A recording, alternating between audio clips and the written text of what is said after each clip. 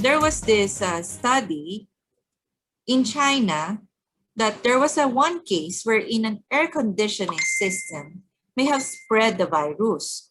How do we know if our own air conditioning system is safe or not? Right, no? Yung regarding po dyan, ma'am, yung na instance po dun sa scenario or the incident that happened in China, ang ventilation system po kasi siya doon is hindi po maayos, no? So, the thing is, according to sa report, no, yung ventilation system niya, meron siyang air conditioning unit, yes, no? But the thing is, wala siyang filtration.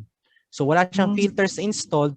So, the chances of recirculating the contaminated air inside the room or the restaurant, no, is continuous, no? So walang nagbo-block doon sa ating contaminated air. So how do we know if yung ating aircon sa loob ng offices are free or sabihin natin safe to use?